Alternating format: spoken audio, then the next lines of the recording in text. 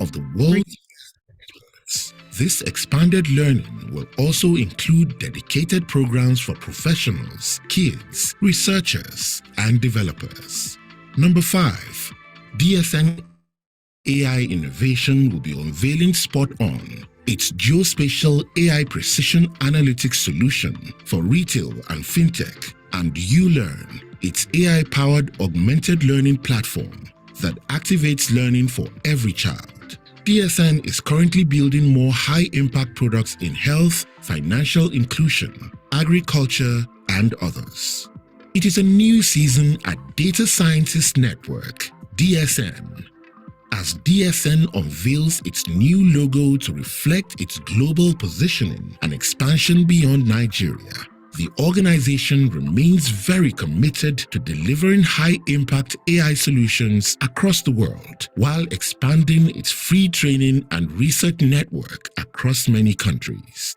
Welcome to the future with DSN, powering 1 million AI talents and delivering transformational AI solutions for 2 billion people in emerging markets. The 5th DSN anniversary.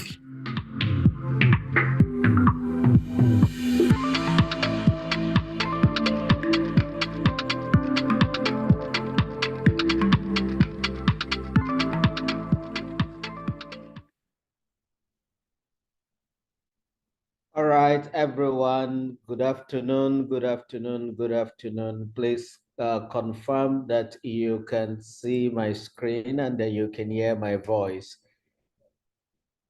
I want to confirm, please, in the chat section that you can see my screen and you can hear my voice. All right. Thank you, Joy James. She said, I can.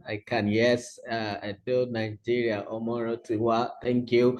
Abubakar Screensin. Yes. Uzioma. So good evening, everyone, and welcome to the 4th edition of the Generative AI for Education series. It's been an awesome 4 weeks. From week 1 on introduction, week 2 generative AI for prompt engineering, week 3 that was last week we looked at generative AI for lesson planning, and this week we'll be looking at generative AI for assessment grading and quiz generation. If you are happy to be here, just say yes, yes, yes in the chat section, and then also introduce yourself, tell us your name and where you're joining from.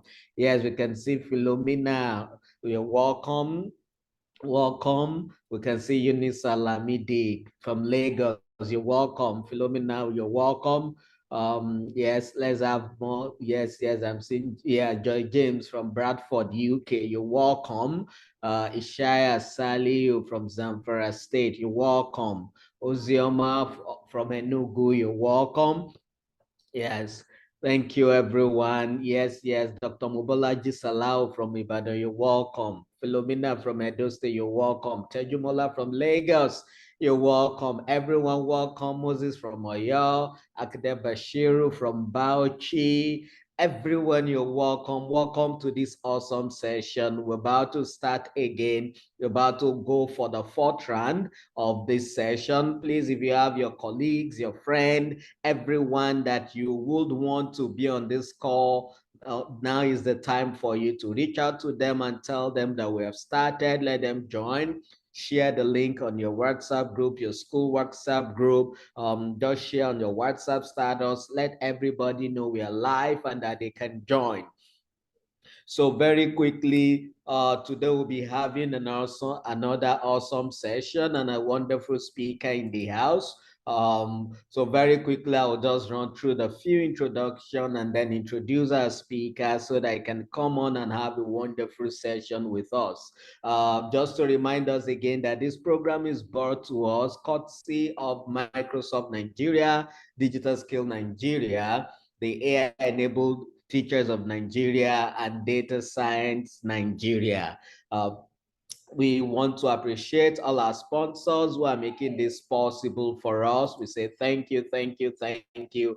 And as we share online, we want to encourage us via WhatsApp group, via Facebook, via Twitter, every channel, as you share key takeaways that you're learning, key points that you're learning. We want you to use this hashtag. We'll be looking out for them. When we see them, we'll also amplify with our own handles as well. So please share so that the message can reach out to others. We're recording, and at the same time, we'll be streaming live to Facebook as well, so that we can have more reach with these. So very quickly about data science Nigeria. Data science Nigeria is on a mission of building 1 million African AI talent in 10 years. One of that mission is empowering educators as well to become AI enabled. So we have a commitment, and that commitment is under 3 core focal area: community, products, and partnership. And one of our community is the AI-enabled of Nigeria community that is focused on helping teachers to acquire competencies that make them ready for the 21st century, and also be able to raise learners that are relevant for the 21st century. So the AI-enabled teacher is that community we have. We're currently majorly on Facebook and on LinkedIn. We want to encourage us that you follow us on Facebook via the AI-enabled teachers of Nigeria, as well as on LinkedIn. Just search for AI-enabled teachers of Nigeria. We will also keep engaging for those who registered for this program. We also have about 3 WhatsApp groups that we're using to manage teachers. You could also ensure that you are part of that so that we can work together. So very quickly, let's meet our speaker. Our speaker for today's session is Dr. Daniel Adeboye. Daniel is a dedicated educational technologist with a strong passion for effectively integrating technology into education and fostering innovation in learning. Finishing a PhD in education technology from the University of KwaZulu-Natal, South Africa, and a proven record of over 5 years in the field. His experience in providing training to educators at various levels, including primary, secondary, and tertiary institutions. He is a passionate educator himself, having had classroom opportunities to impart knowledge using various technology strategies and enhancing educational practices through the strategic use of technology. His key skills include education technology integration, teacher training and development, consultation and advisory services, e-learning and online education, classroom technology implementation, design and implementation of school digital laboratory. Passionate about leveraging technology to empower educators and enhance the learning experiences of students, committed to lifelong learning, and dedicated to serving Jesus through the field of education. With a clap, with fire emoji, with everything we have, let's welcome Dr. Daniel Adeboye as he takes over the stage and speak to us this evening on leveraging generative AI for assessment grading. Let's keep the fire emoji coming. Let's keep them coming. Let's keep them coming. Let's appreciate our speaker. Let's appreciate our speaker as he takes over the stage. You're welcome, Dr. Daniel. You can take over from here. Thank you so very much, sir. Thank you, Mr. Olorunfemi. I'm happy to be with you all this afternoon. And I want to thank the DSN network, both in Nigeria and globally, for having me come share with educators today. Thank you very much. Thank you, everybody.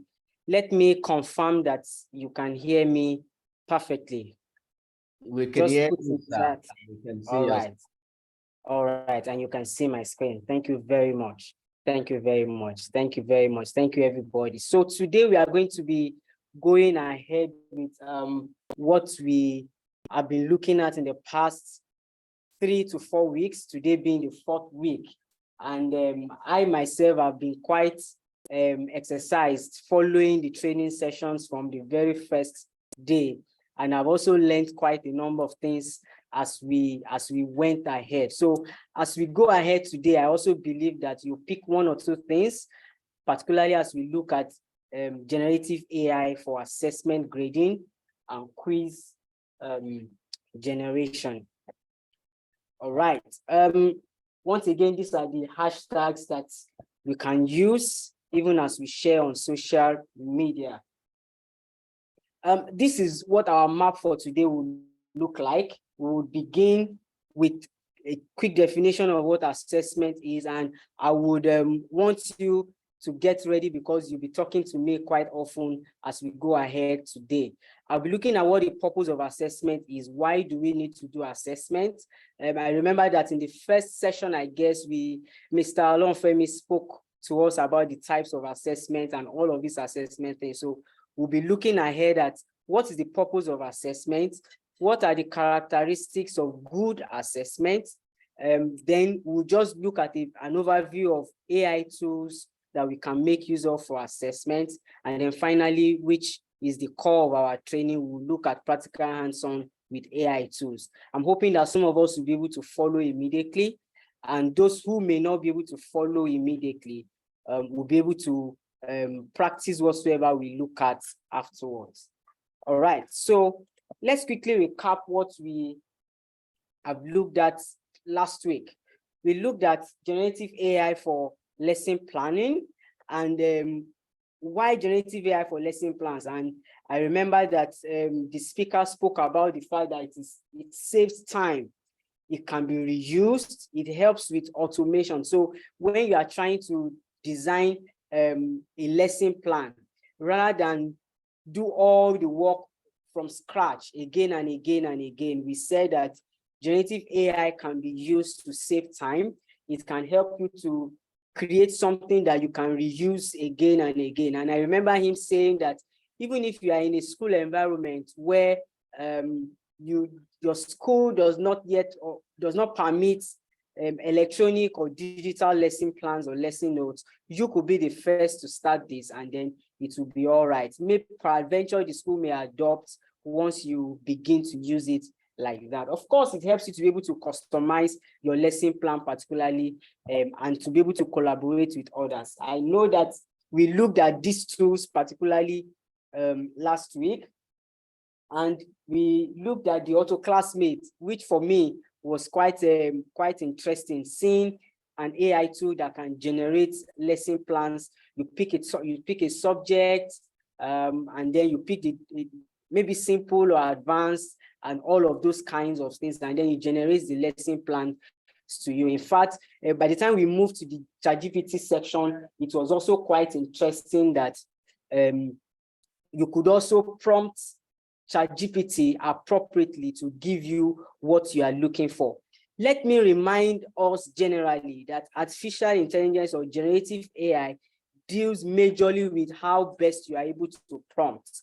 And if I just recap the session on prompt engineering, don't forget that anytime you are interacting with an artificial intelligence tool, make sure that you give it context, make sure that you tell it what it should do, give it context, give it the task that you want it to accomplish, and at the end of it, give it further instructions or further clarification on what you want. So when using AI tools for any of these things, whether it's lesson planning or it's generation of quiz and assessment or grading of assessment, like we'll be looking at today, the more information you're able to give, the better results you will be getting. So very quickly, let's go ahead to look at what we have today: generative AI for assessment grading and quiz generation. So help me in the chat. What do you understand by assessment?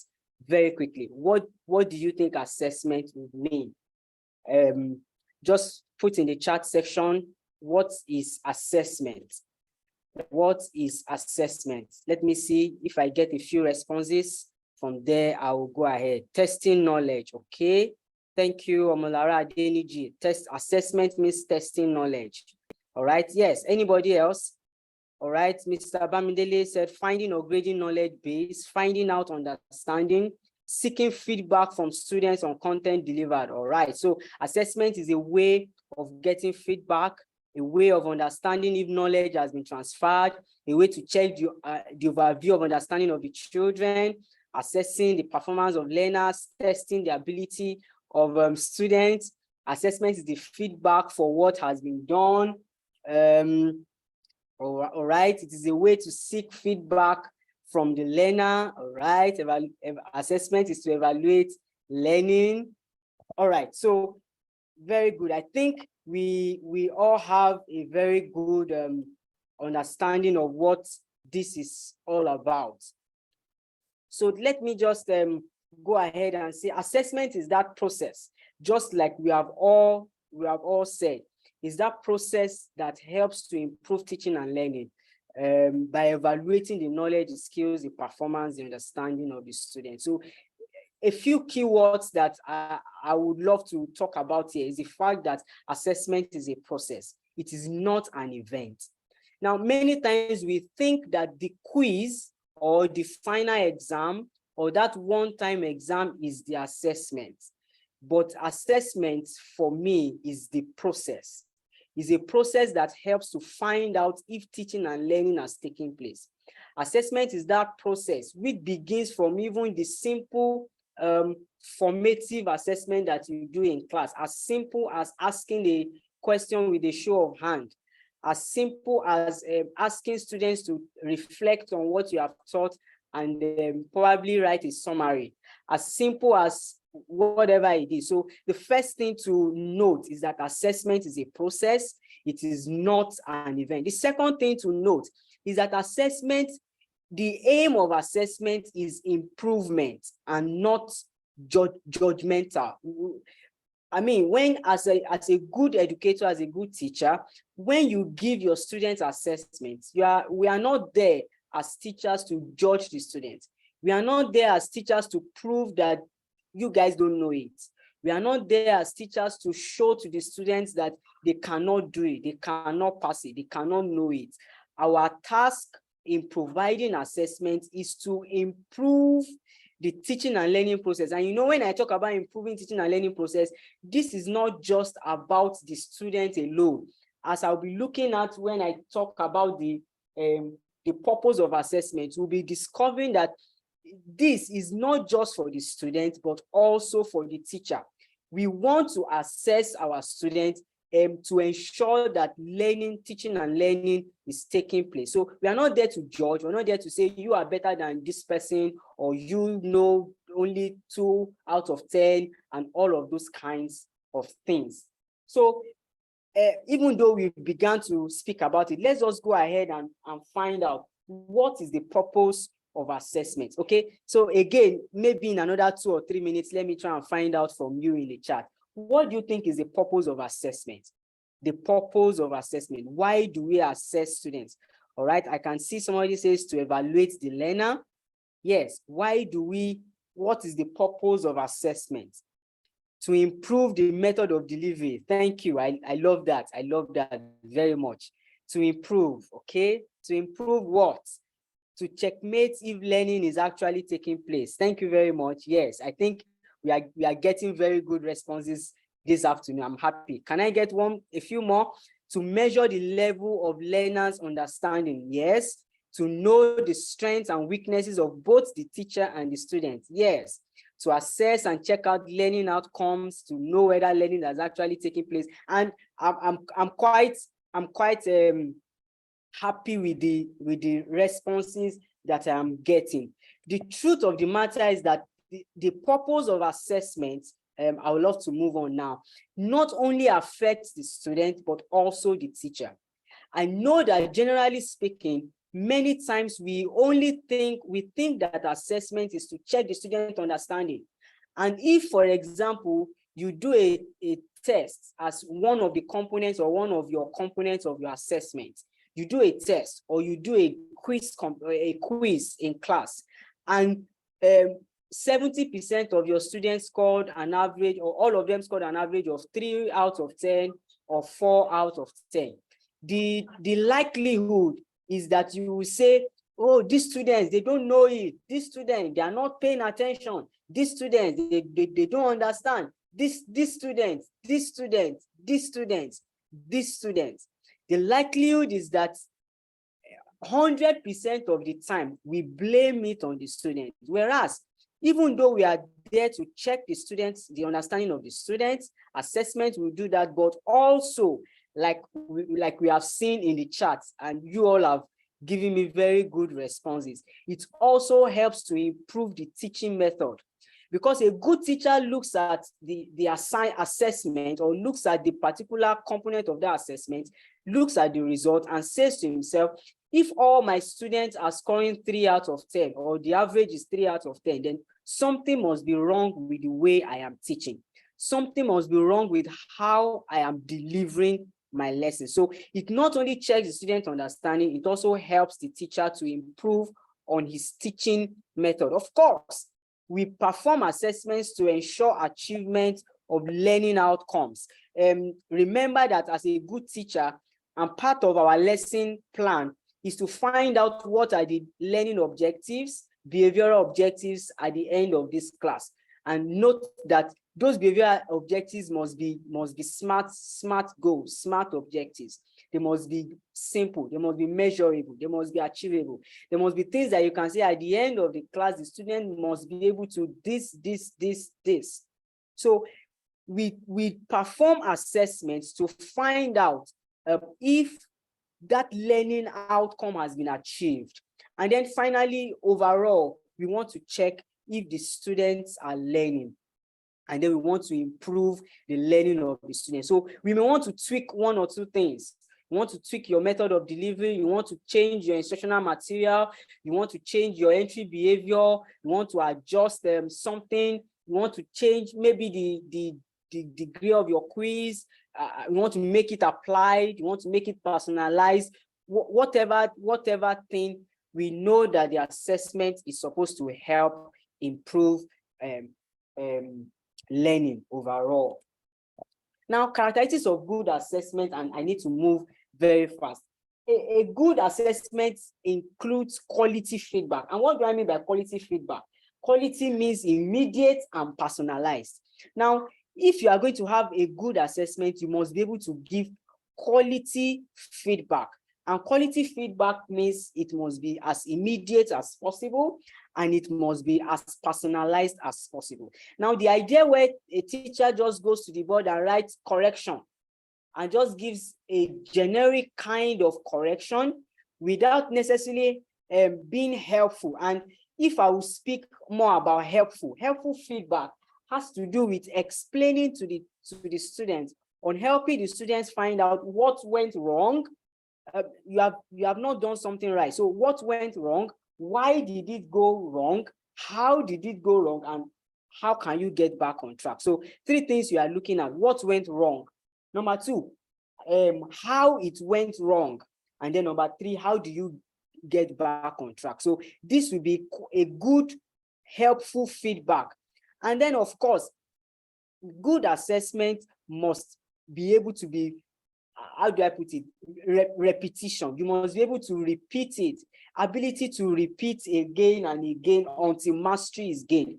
I think is our understanding that makes it look as if when students when students score 6 or the highest is 7, then you have done very well. No, in my own mind, when you are giving an assessment, there should be opportunity for your students to do it again and again and again until mastery is gained. Don't forget, the goal of assessment is not just to fill up your score sheet or your grade book. The goal of assessment is to improve knowledge, is to improve understanding. Let me still find out again if you are still hearing me. If you can still hear me, please kindly chat, send in the chat. Yes, I can hear you. I can hear you. All right. Thank you very much. Very quickly, thank you very much. So very quickly, let me just talk about the tools that we are going to be looking at today. Of course, we have been looking at ChatGPT, and ChatGPT has come to change the game generally as far as generative AI tools is concerned. So we are going to be looking at ChatGPT again. Of course, we've looked at Bard AI. Alongside that is also another AI tool called Microsoft Bing. Also like Bard, also like ChatGPT, where you could also throw in questions. But I'll be looking at these three others: quizgecko.com. I'll be looking at PlayPosit very quickly. I'll look at Plickers as well. As I look at this, let me quickly say that Plickers, even though Plickers will not, I will not say that Plickers and PlayPosit will be generative AI tools in the sense that we have been talking about it, but I felt it was important to include it here because particularly for Plickers, it's a low-tech tool. So I'll go ahead and share my screen as we go ahead to the practical demonstrations right away. Let me just share my browser so that you can see what we have here. All right. Again, let me confirm that you can see my screen and see my browser. Can you see my browser, please? Yes, we can. Yes, we All can. right. Thank you. Thank you very much. So this is Plickers, and Plickers is a let me call it a formative assessment tool. But one thing I like about Plickers is the fact that even though it uses technology, but the students do not need to use technology while you are working. So only the teacher will require a mobile phone, and the students in class will not need any form of technology at all. It's just printed cards with codes, and so this can be very useful even if you are teaching in a rural area or in a place where network is not so strong, or whatever case you may be. And Plickers will be quite useful. So you may need to go to plickers.com. If you go to your browser, plickers.com, and then you create an account, the first thing you will see here is the Discover. Let me see if I can have okay, Mr. Olorunfemi, can you confirm if you can see my mouse moving around? Yes, I can. Yes, I can. All right, thank you very much. So in preparing, this is your library, and because I have been using this quite a lot, I have different classes set up, different things set up for different things that I teach, both in my trainings and also in the classroom, as I have used it again and again. So I'll just show you something that I created for this. So when you are creating a Plickers set, you must understand that first you need to add a class. So on the left side here, you will see your classes. I imagine that if you are starting up fresh, it will be blank. So all you need to do is to scroll down and come to new class. So as we click on new class, I can create a class and say DSN Nigeria and click on create class. So once I create a class, the next thing it will ask me to do is to add up students. So I copy and paste my list of students. So I imagine that as a teacher, you already have the list of students in your class. You copy out the list of your students, say Joshua Praise, Femi Daniels, and so on and so forth. And then you can click on next. Now, what it does is that it assigns a number to particular students, so that every time the student holds up that particular card, it belongs to that card, and whatsoever response it gives is tied to that student. So once I click on that, I'm done creating my class. So in my class, I have 2 students. Of course, I can have as many students as I have, as many as you are in your class. Maybe I should only say that for Plickers, you make use of, the students will make use of Plicker cards. These are cards that have QR codes on them, and they are numbered. Every card is numbered. So because every card is numbered, So at the end of the day, every number is tied to a particular student. So once Femi Daniels is card number 1 and Joshua Praise is card number 2, once the system sees card number 1, it recognizes that that is Femi Daniels responding to you. So the next thing you want to do, if you are making use of Plickers, is to now create a set. Now in Plickers, questions are put in sets. So you have question sets. So what I have done is that I have created this set, and let me just open it up to see what that set would look like.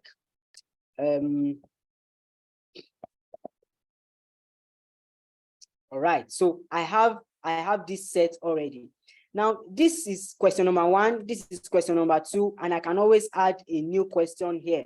When I add a new question, I type the question, what is the name of the organization planning this training? All right, so I put option 1, Microsoft. Option 2, DSN.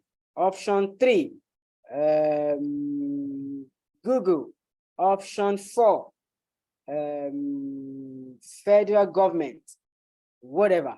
Of course, as a teacher, you want to pick DSN as the right option so that when your students scan the responses, they can, it automatically grades it, like we can already see. And the beauty of this is that your question can have an image, you can add a video, you can add a sound, you can add whatsoever thing you want to enhance the visual expression of the questions. So in all, in the class,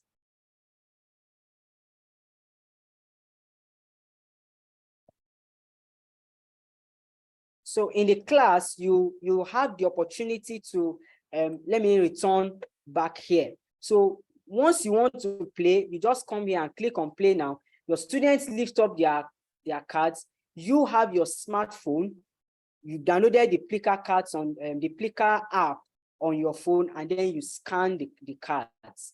So you are simply scanning. The students are lifting up the cards to you in the classroom. This is the reason why I love Plickers. Like I said, it's because it's low tech.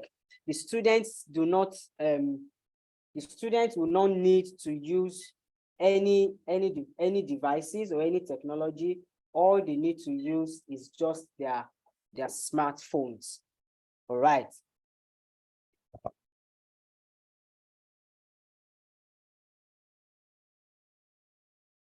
Okay, so that is that about Plickers. So like I said, even though I will not call this generative AI, in which case, because it doesn't necessarily generate the questions or generate, you will still have to generate the questions, but it is still some form, it still brings some form of help to you, because at the end of the day, the system automatically grades the work that you are doing. Again, let me find out in the chat if you can hear me.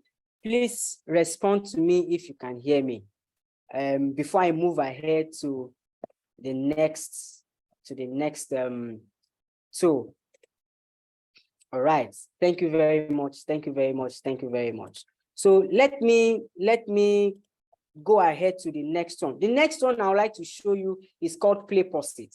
Now, Play Post-it, as against all the others that you may be familiar with, is a video assessment tool. And I love Play Post-it very much. You know, as a teacher, sometimes I like to use what I refer to as flipped learning. So rather than give the student the content in class and give them assessment to do at home, I love to give them the content at home, and then we come to class to hold discussions. They stay in groups, we have discussions, we have competitions and things like that in the classroom. So, but then sometimes I want to give my students a video to watch at home. And many times when you ask your students to watch a video at home, they end up not watching it. Or they watch the first 1 minute, skip to the end, watch the last few seconds. And then I remember that I'm taking an online course recently, and just today, and I watched the video. I started watching the video, but the video was quite long. the video was, I think 7 or 8 minutes, and I watched the first 3-4 minutes, and I told myself, wow, this thing is getting too long. So I skipped to the next video. By the time I was skipping to the next video, I just discovered that because I didn't watch it to the end, it didn't mark that section as complete for me. So I told myself, it's fine, I know how to do that. So I skipped to the last 5 seconds and watched the last 5 seconds, and then it marked as complete. Fine, I'm good, right? Unfortunately, it doesn't show that as a student, I have gone through the entire content. But I love PlayPosit because PlayPosit helps you to access video content. So you go to playposit.com, and then it brings you to a screen like this. Again, you need to sign up for it. So let me just quickly show us around how PlayPosit works. So let me add a new bulb, as it is being called here. So as I do this, I'm adding a new bulb there like that. I'm just waiting for this to come up now. So the first thing that I want to do is to select the video. So I'm coming from YouTube, search YouTube for anything on blended learning. Let's look at blended learning, and then it's searching YouTube. So I can see what is blended learning and flipped learning. Okay, let me just pick this one that is 2 minutes, 21 seconds. So it picks it, it loads the video, fetches the video from YouTube, and then loads it into a sort of a timeline for you. All right. So here we are. So here is the video. I just click on done at this moment. So I have added the segment. So what is going to happen is that as I am walking,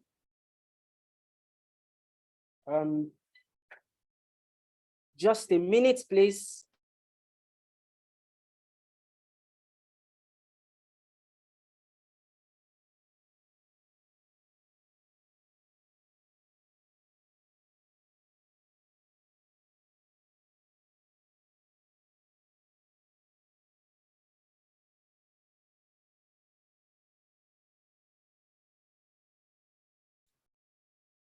All right, everyone, while we wait for our speaker to get back, can we share via the chat section what are the things you're already learning? What are you learning? This session has been quite interesting. Personally, I'm learning a lot of things. I have some key takeaways that yet again the speaker is reinforcing. So while we wait for him, can you just share what have you learned so far? Let's share via the chat section. What have you learned so far?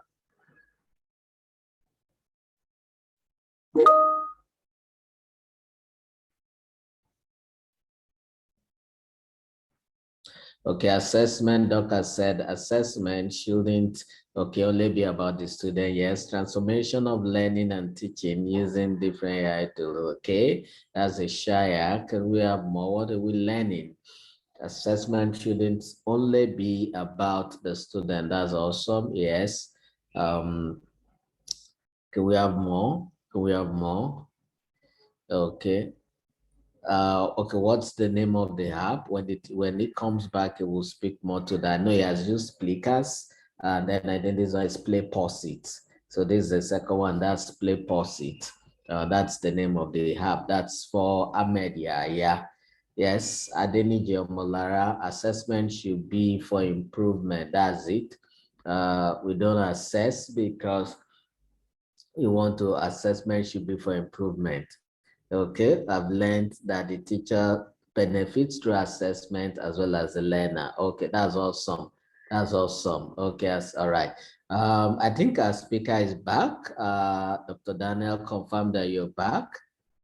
Yes, I am. Thank you very much for standing in. I'm sorry that I had power outage, and but I think I am back now. All right. Thank you very much. So I was just now trying to show us PlayPosit. So with PlayPosit at this point, what we need to now do is to play the video, and the video will be playing on this end. And at a point, when you get to The combination a of point digital where you want learning to ask a objects question, and active learning methods to improve the learning experience and outcomes.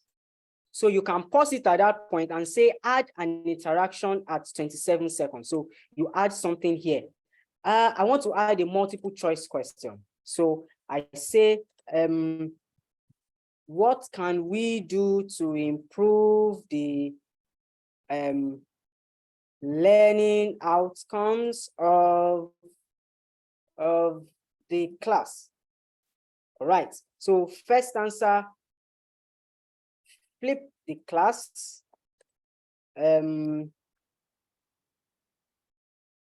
Teach directly. Maybe I should add one more. Do nothing, just for the sake of interaction. So at this point, obviously the answer is flip the class. So we click on done, and then it creates that interaction at 0.27 seconds. So again, I go ahead and watch the video A again. teaching session created with a blended learning model uses the face-to-face teaching time for activities that benefit the most from direct. So I can pause again and add another interaction. So here you have multiple choice. You can do a check all. You can do a free response. You can do fill in the blank. You can put a poll or a discussion board. One that I love to use a lot is this pause. So this pause, you are not particularly asking a question. You are not requiring an input from the student. You just want them to take a pause and think about what they have done. So when the video plays to that point, it pauses, and then until they click continue, the video will not continue from there. So generally, these are the different question types that we have. I will not go ahead with that again. Once you do that, at the end of the day, you click on review, and then you save and exit. Once you save your bulb in PlayPosit, the next thing that we want to do is to share it to your students. So this is the bulb that I've just created, and it says 0 views. You come to this place, you click assign, and then you assign it to a class. So let me show you one that I've done previously and just show you what it looks like. Let me look at monitor and see what information it gives to me. Now, if you look at this, you will see this is like an analytics. So this is where the game changes for you, and you're able to see what has happened. So you can see that this student completed it in 5 minutes and scored 100%. This student completed in 5 minutes and scored 75%. This student was in progress for a few seconds. This one has not started. This one completed in 4 minutes. In some cases, you will see he watched the video till 27 seconds and things like that. So from here, I can now pick, this is the question I want to grade. This is the pause. Let me see what this student wrote here. Say, so what in what word do you think is the secret of Finland's education? And the teacher or the student put trust. So I can grade the points here and there. So this is where the beauty comes in with PlayPosit, where you can see analytics. So I can tell this student and say, hey, excuse me, you only watched that video for 2 minutes out of the entire 7 minutes. Nothing came out of it. You didn't finish it. Even though you may have skipped it, and you see at the end of the day, they do not have all the answers to the questions that was put there. Let me go quickly to QuizGecko. QuizGecko is also another form, and this is truly generative AI. I can see that my time has gone and I need to run very, very fast. So when I click on create in quizgecko.com, it can also help me to create a quiz here. So there are 1, 2, 3, 4, 5 methods. The first one is text. So you type and put your text there and ask it to generate a test question. So let me just copy something that I have. I have something simple here that I have copied, and I can paste it here and say, give me multiple choice questions, make it easy, generate the quiz for me. Oh, all right. I think the free one allows you only a few, and unfortunately, I've reached my limit. What do I do at this point? Let me see if I can. All right, I think I'll just go ahead and illustrate this with ChatGPT. So, but you have text here, you have topic. You can also go the same way, put a topic, multiple choice, URL. With this, I even try to pull in a URL from YouTube. It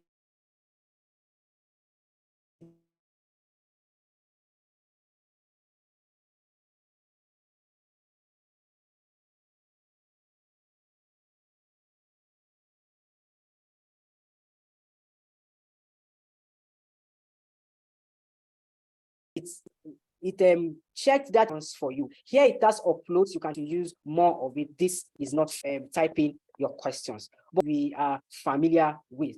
So with ChatGPT, I'll be illustrating more.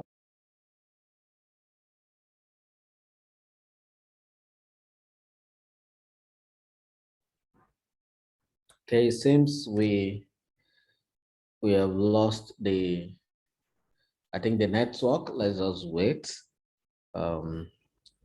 I believe our speaker will join again. I guess his network is malfunctioning.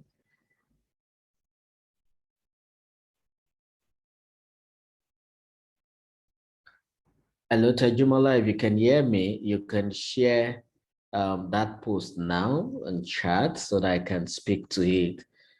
So everyone, while we wait for our speaker to join, there is a post my colleague will be sharing via the chat session. We will want you to vote for Data Science Nigeria. We'll be nominated for an award in the AI and machine learning category based on all of our work that we're doing, inclusive of this one. So my colleague will share that the link to where you can vote. Just click on that link and directly it will just take you to where you vote, and that's all. It's a one-directional way process. So please let's vote for DSN. Our vote will be very highly appreciated. We'll speak more again to this when we finish. I think our speaker is back.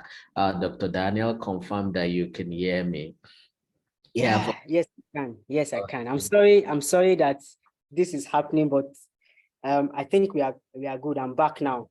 Let me quickly tidy up in the next few minutes. So here I have a note that I have written for my students. I just pasted the note there, and then I want the ChatGPT to help me create questions. So what I've done is to put that post, and then I put some space, and then this is my prompt. Said, this is a note I gave my students on Clay. I want to give them a simple quiz question. Now set an assessment question for me in this format.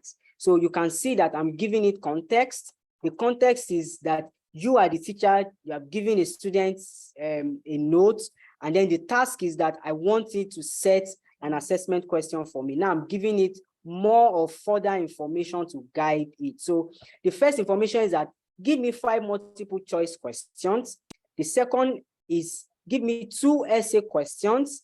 And I said align the first to the knowledge area of Bloom's taxonomy and the second to comprehension area of Bloom's taxonomy. And then I hit enter.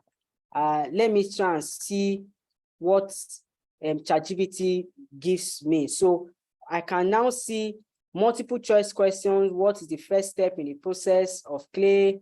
A, B, C, D, and all of that is 5. Now, essay question, knowledge, there is a define the key steps involved in the processing of clay and list them in the order they occur. And then question 2, comprehension level, explain the importance of glazing in the clay processing. You can see that ChatGPT gives you this.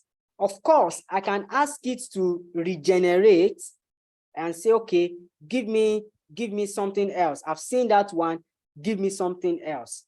And then it gives another set entirely. So with this, I can look at the two and then juggle together whatever option I have. Now I can see that the multiple choice questions do not have answers. So I can say, kindly provide me with the answers to the multiple choice section.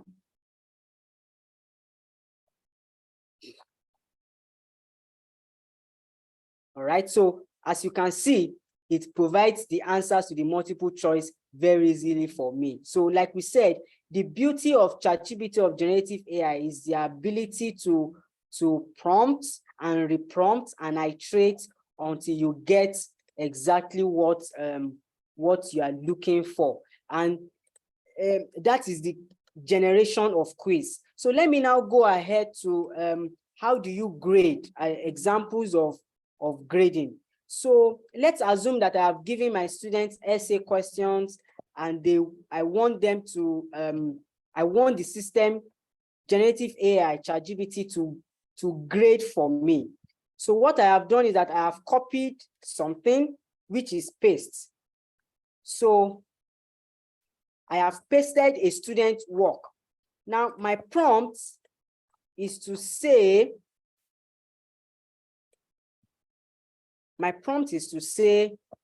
the above is a student submission. Grade this student work based on the following rubric. So again, context is a student submission. Now task, grade the student work based on the following rubric. Now I'm giving it further information. Number one, location of each kingdom, give it 2 marks. One notable thing about each kingdom, 2 marks. Any other 1 mark. And then finally I said, grade based on this rubric, assign possible marks, and tell me the total marks for this student. And then I hit enter. So it goes ahead to say, okay, for location, this student had 2 marks. One notable thing, he had 2 marks. Another valuable information, he had 1 mark. So total marks 5 out of 5. So the student submission is well structured and provides accurate information. So I can say, let's call this student Deborah. All right, so it notes that is Deborah that has scored 5. So I'm picking another student response, for example, and I am saying, all right, so this is another response. So I say, here is for Michael. Grade this using the same rubric.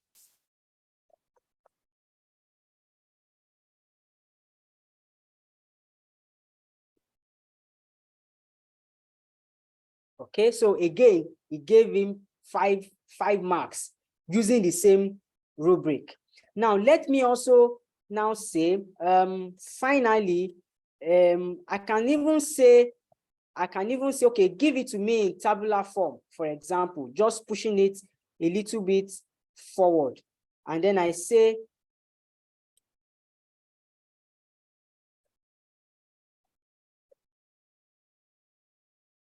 okay, thanks. Can you please put this in a tabular form?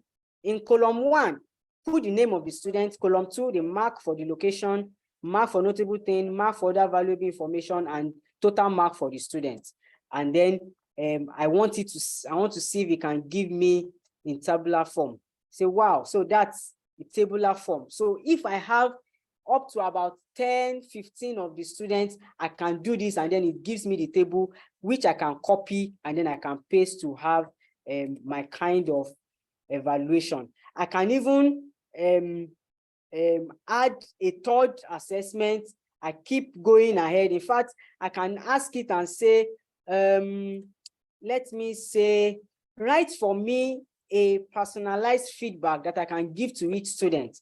Make it simple for each of them to understand, and tell him or her where he missed it, why he missed it, and how he can do better next time. Let me see how ChatGPT would help me accomplish that. So it's giving me for feedback for Deborah, feedback for Michael, and feedback for all the students that I may have. Deborah, you did a great job on this. You are correctly identified the locations and all of that, and gives me feedback. So you see that with generative AI, you can not only generate the quiz questions, you can also do the grading as well. So the important thing with ChatGPT or generative AI is your ability to prompt properly and reprompt and reprompt and reprompt until you get what exactly you are looking for. So at this point, I would like to stop and sharing my screen and see if there is any question that anybody would have. Let me see in the chat if there is a question. Thank you so much, Dr. Adeboye, for this awesome session. Please, I want us to appreciate our speaker. Let's appreciate our speaker. Let's appreciate him for this awesome job. In the comment, I want to see the appreciation. Let's appreciate him. This was a very awesome session. Thank you for this session. Thank you so much. Yes, the thank you are rolling in. We're grateful. Thank you for this awesome session. Please, if you also have any questions, very quickly, now will be the time to ask. You could ask your questions while we will just wait for a minute. Can we just ask? We can ask the questions that we have while we wait. All right, so while we're waiting. All right, I think I'm seeing some questions. Somebody is saying, are all these tools free? ChatGPT is free, Plickers is free. The free tool is limited to 5 questions per set, or you can create as many sets as you wish, as you desire. PlayPosit is also free. It has its limitations in the kind of prompt you can put in between the videos. QuizGecko was the one that got me stuck because it's free to a point. It got me logged out because I had exhausted all my free units while trying to prepare for this. Of course, ChatGPT is completely free. We looked at that during the first session. He said, thank you, sir. My question is, do you prefer ChatGPT to other apps for grading and quiz generation? Well, ChatGPT, the advantage of ChatGPT is that you can reprompt and reprompt and reprompt. So while I use ChatGPT, I also use Google Bard once in a while. I also use Microsoft Bing, and then I compare the 3 responses together. But basically, I use ChatGPT. I don't know if there's any other question. Can it be done for math subjects? I want to believe so. I think we will try. You will try it. It can be done for any subject whatsoever. Give it a try. It depends on how you are able to prompt and reprompt and reprompt. Then some of the other tools are better used for some of these specific subjects where you can put fractions and put numbers and put things like that. So Plickers is very good. Even with maths, you will get a good response. How do you spell Plickers? It is P-L-I-C-K-E-R-S. How best can someone learn to use ChatGPT? You learn to use it by using it.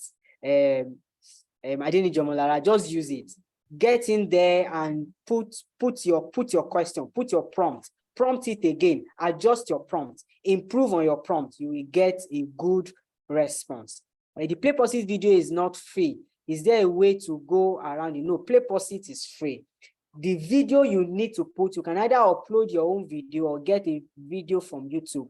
It is free, and then you can share it with your students. I think the limitation, like I said, is the kind of interaction you can put within it and the number of students that you can have per class. But generally speaking, it is free. All right, let me see if there's any other question. All right, we'll take one more.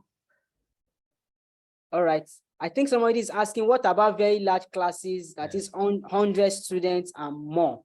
Okay, so what I do, because the maximum Plickers cards is just about 63, so it means you cannot have more than 63. If you have a class that is larger than that, you may have to split your classes into 2. So even though you have 100 students, you set your applicants to read something A, class 1A, class 1B, even though it's just 1, such that when you go into class 1A, you assign the first 50 to class 1A, assign the second 50 to class 1B, such that when you want to take the first 50 of the class, you take it the first class, and then you take the second one, like that. And if you have multiples, you keep going that way. That would be the way to have more than one. All right. I think I'm done with the questions, Mr. Olorunfemi. Thank you so much, Dr. Daniel. We are really very grateful for this awesome session. Everyone, you will agree with me that this session was very awesome. Let's just appreciate our speaker once again with claps, with fire emojis. Let's appreciate him to say thank you for this session. Our speaker is already in our WhatsApp group. It will remain there. If you have questions, you can always just go there and ask. It will also oblige to respond to those questions in the WhatsApp group during the course of the week. If you've not registered, please make sure you register so that you're part of this.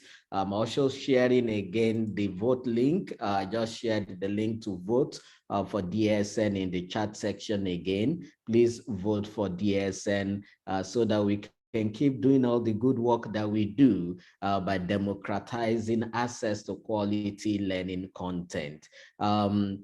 This is where we will be ending for today. Please let's join us in the WhatsApp group. Let's continue the conversations there.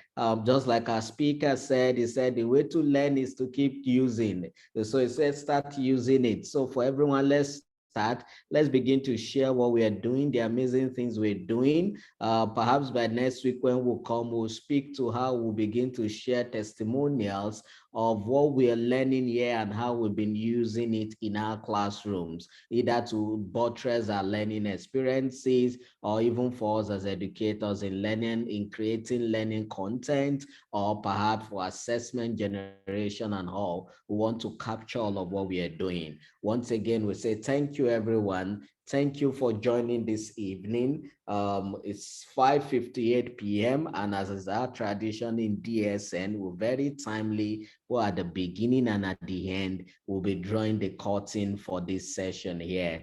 Every other question, let's take them to the WhatsApp group and then we will answer them there. Thank you, everyone, and do have a wonderful weekend. Thank you.